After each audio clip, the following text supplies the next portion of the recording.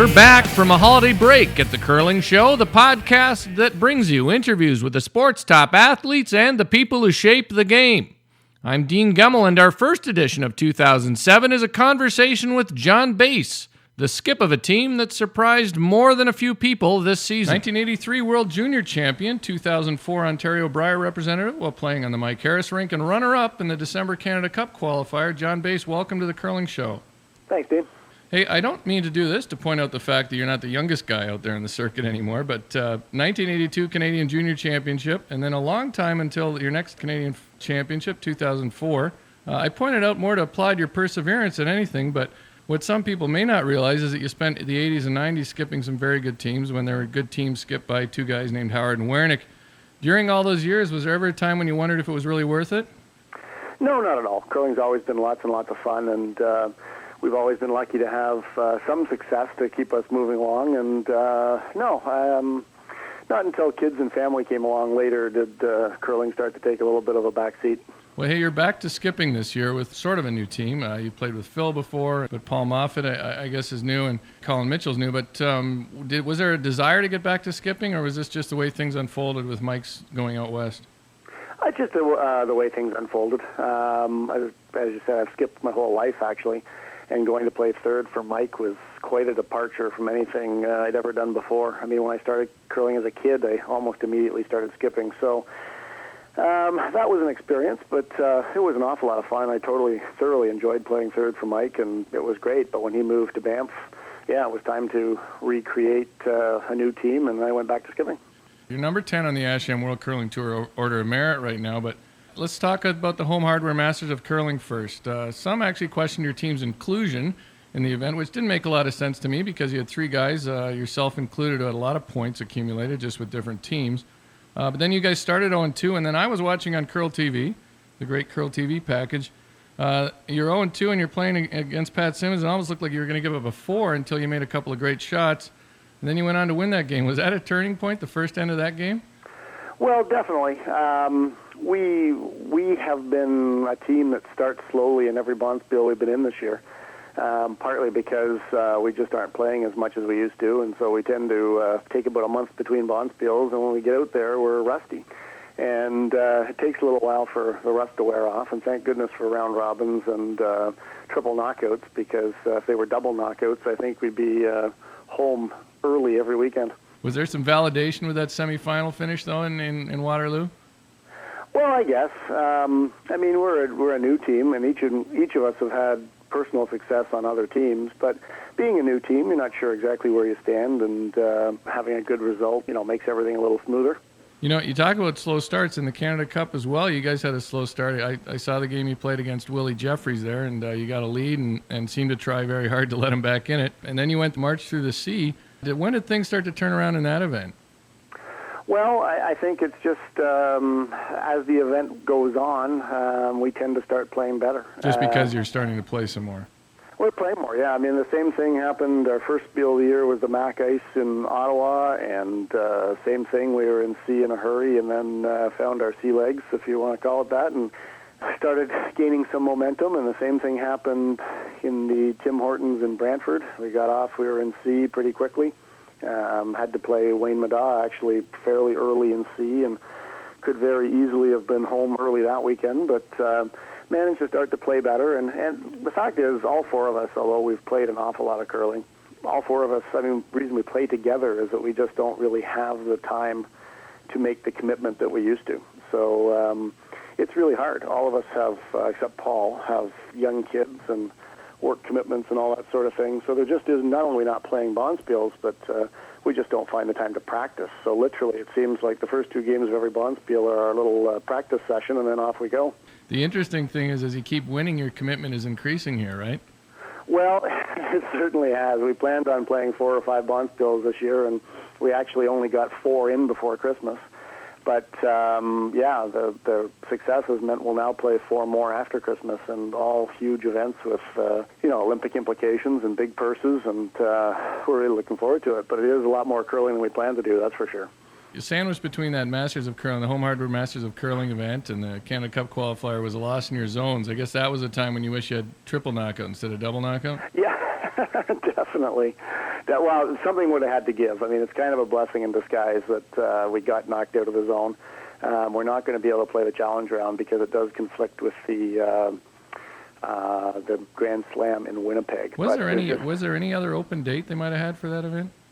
I don't know. This has been one of the ongoing frustrations of the whole curling tour, is that it's hard to believe that the provinces can't seem to align their dates to a consistent date to not have conflicts with the major Grand Slams. And I still, to this day, do not understand. I have difficulty with that situation. And the problem is there's only so much the World Curling Tour can do, because the problem lies in the fact that every province has their dates on different days. So wherever the World Curling Tour goes, there's a conflict with some event in some province. So for us, it's the Challenge Round.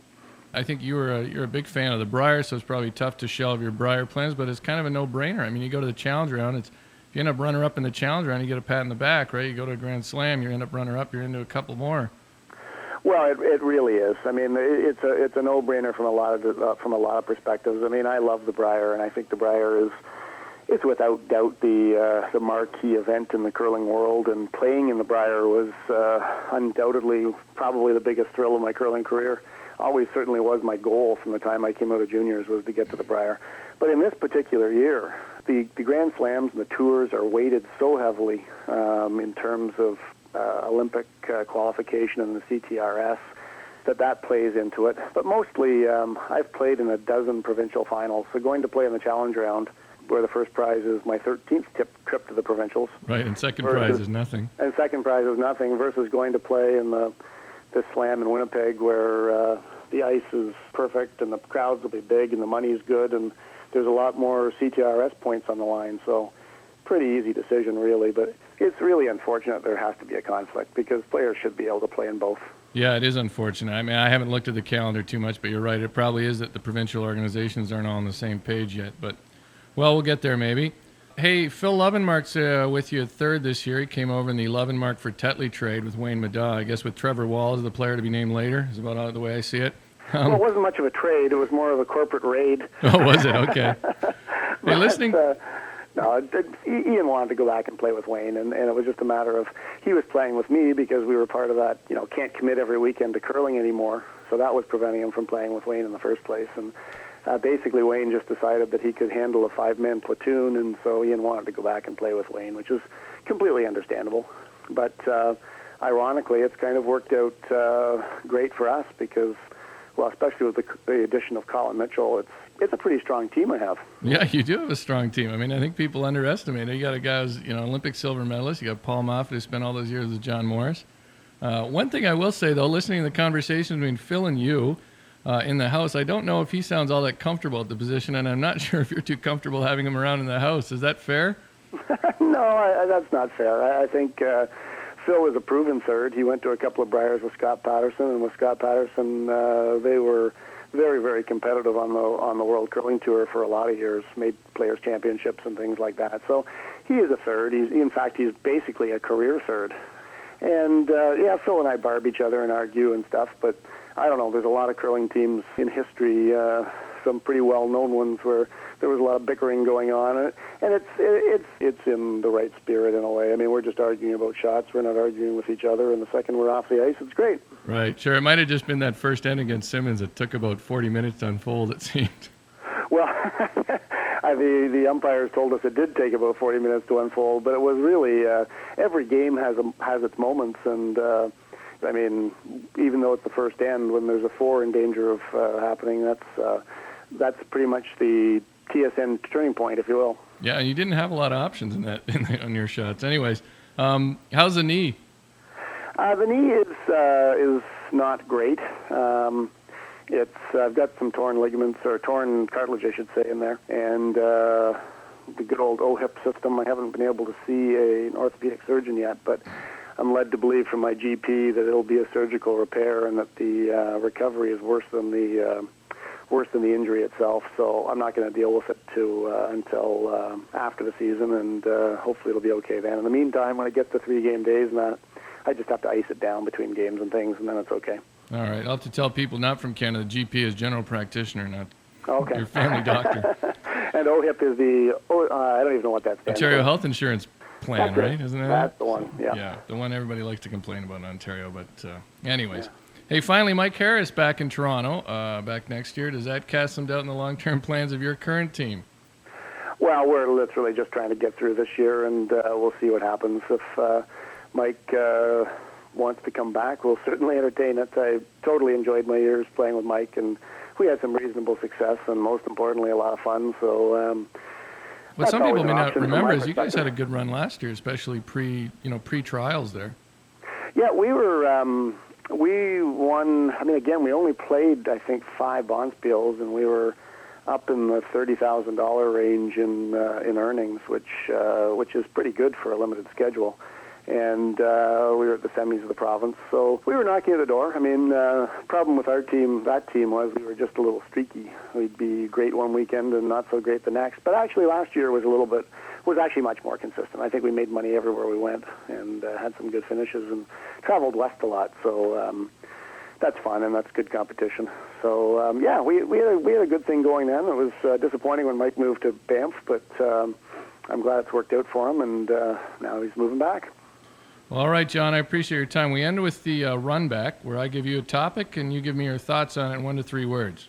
Okay. All right. So Team Gushu is Canadian Team of the Year. Terrific. Good for them. Congratulations. Being one of the last teams still using corn brooms back in the 80s. A lot of fun. We won a lot of games with corn on the ice. You know, I that game I played against you as a junior, I remember you made a draw from way outside on the outside sheet, and you said you could never make it without corn. By a lot of cases, it was like that. And the sad part was when Tom Wilson retired and I had no corn on the ice, it took me about 2 years to get my draw weight back. Getting your head around playing in a zone play down at a club after playing a slam in an arena. That was really tough. And Colin was in St. Lucia, didn't help. Oh, so he missed the zones. Yeah, he wasn't at the zone. Okay. Your junior teammates? Haven't seen too much of them. Did any of those guys curl anymore? Bruce, my third, curls once a week in Oakville. Huh. Dave's out in BC, and I don't believe he curls at all. And Jim basically said after he walked off the ice from winning the World Junior that that was his last game, and he was done with this crazy game. And he was pretty much true to that word. That's an interesting way to go out. Just said, yeah. Good, that'll do it. I guess that was more than 3 words. Indoor soccer at the former Avonlea Curling Club in Don Mills. I can't get my brain around that. That's just bizarre. That was Eddie's home and kind of the mecca of curling in these parts, and to think that it's not a curling rink anymore is pretty tough. And finally, Ludmila Privikova or Anna Kournikova? Huh? Ludmila Privikova is the young skip from Russia. Okay, well, I'll have to go with Anna Kournikova because I've actually seen her. Yeah, but Ludmila Privikova's won things, so I think you got to go with her. She's actually wins. I better go watch some Curl TV or something. All right, yeah, you do. People out there, you got to watch Curl TV. It's a pretty solid thing. Hey, the last thing, John, one of my New Year's resolutions is to make sure I give guys a chance to mention their sponsors. So I don't know who your sponsors are, but let me know who they are if you have a moment.